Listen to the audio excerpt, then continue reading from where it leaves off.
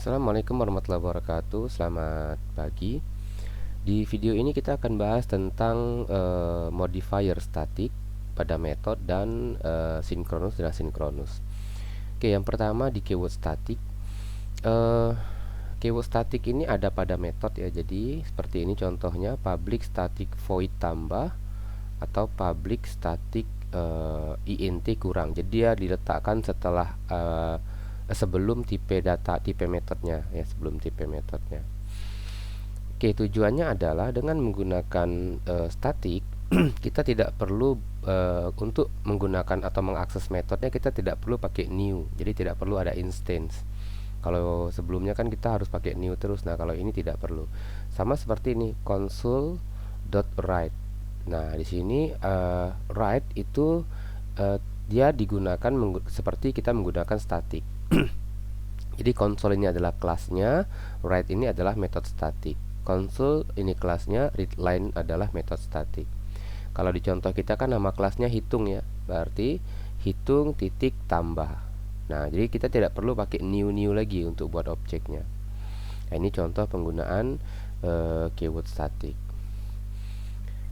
Oke, kita bisa contohkan misalnya ini contoh nih.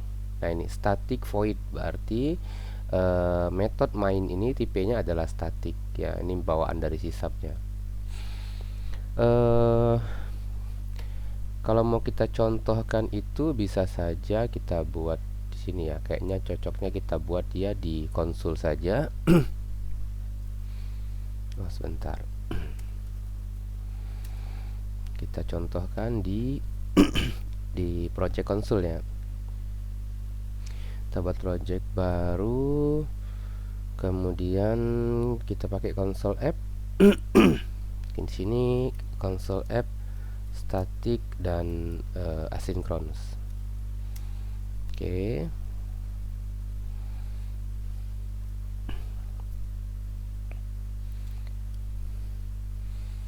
Oke, kita akan contohkan, kita buat satu kelas namanya adalah hitung ya. Misalnya di sini add class, nama kelasnya hitung.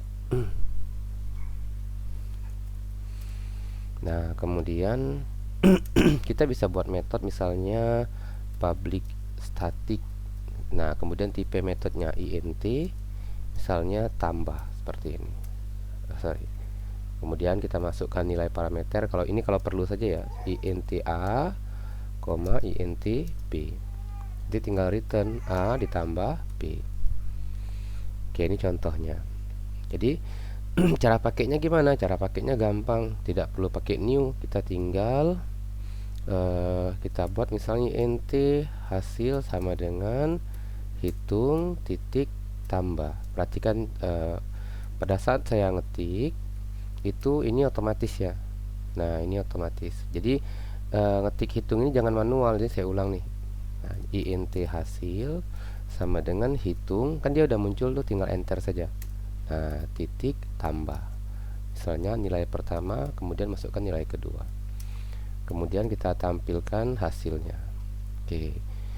Nah, ini kan kita tiba-tiba bisa mengakses metode tambah nih tanpa ada new di hitungnya. Kenapa? Karena tambah ini dia tipenya statik. Metode statik tidak bisa mengakses metode yang tidak statik ya. Saya contohkan misalnya public int kurang misalnya. Nah, saya mau buat seperti ini. int a, int b misalnya. Return a dikurang b. Nah, ini kurang tuh nggak bisa kita akses di sini, nggak bisa dia. Misalnya saya mau panggil kurang, kan nggak muncul tuh, berarti dia nggak bisa diakses di sini. Artinya metode statik hanya bisa berkomunikasi dengan metode statik lainnya. Ya, dia tidak bisa berkomunikasi dengan metode non statik seperti itu. Oke, ini contoh penggunaan statik. Kemudian materi kita berikutnya adalah kita akan bahas tentang sinkronus dan asinkronus. Kita lanjut lagi dengan materi sinkronus dan asinkronus ya. Kode program itu di aplikasi itu dibaca secara berurutan dari baris yang paling atas ke baris seterusnya. Contohnya di sini saya punya dua metode, namanya job2, satu lagi namanya job3.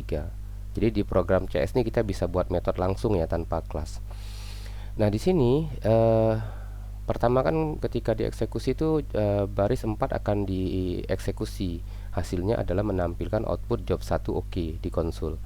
Kemudian baris 5 akan dieksekusi. Baris 5 ini metode, maka kita lihat kode yang ada dalam metodenya itu adalah task.delay.wait. Maksudnya ini dia akan nunggu selama 5 detik. Jadi job 2 itu akan nunggu 5 detik, setelah 5 detik baru muncul tulisan job 2 oke. Kemudian baris ke-6 dieksekusi, job 3, maka kita lihat kode di job 3 itu hanya menampilkan tulisan write line job 3 oke. Nah, kalau kita jalankan job 1 nunggu 5 detik, kemudian job 2, nah job 3 ini dia.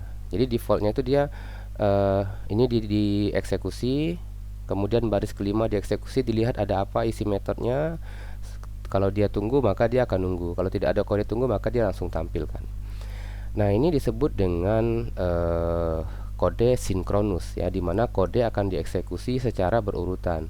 Kalau kodenya lama ya akan ditunggu sampai selesai. Jadi kode berikutnya tidak bisa dieksekusi sebelum kode job 2 selesai. Jadi job 3 itu akan nunggu kode 2 selesai, job 2 selesai gitu.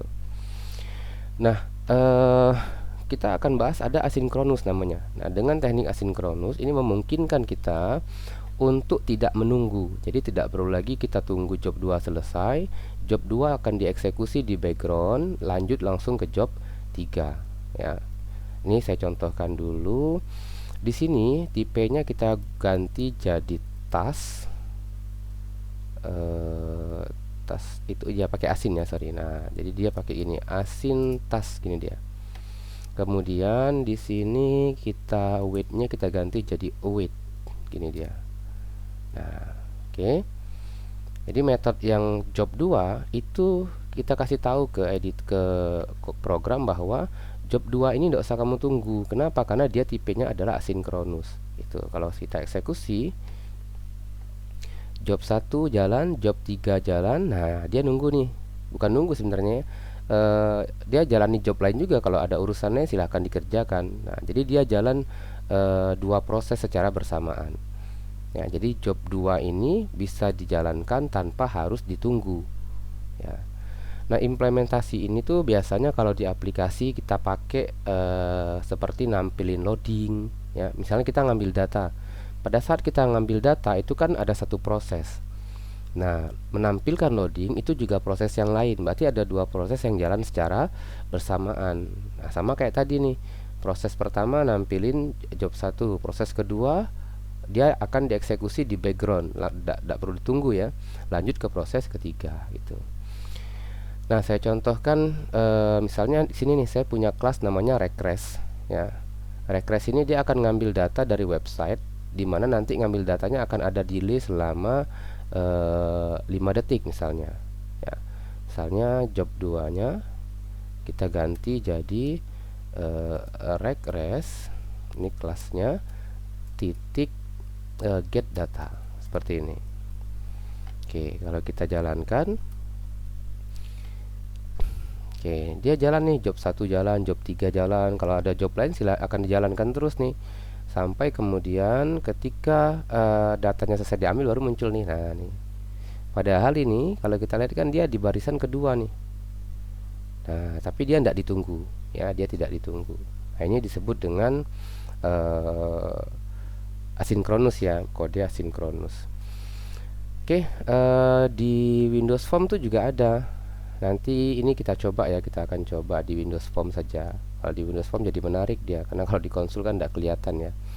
Oke, nanti kita coba sinkronus dan asinkronus. Jadi intinya kita bisa menjalankan dua proses atau lebih secara bersamaan kalau kita menggunakan asinkronus. Gampangnya misalnya seperti inilah. Saya buka website misalnya Tokopedia.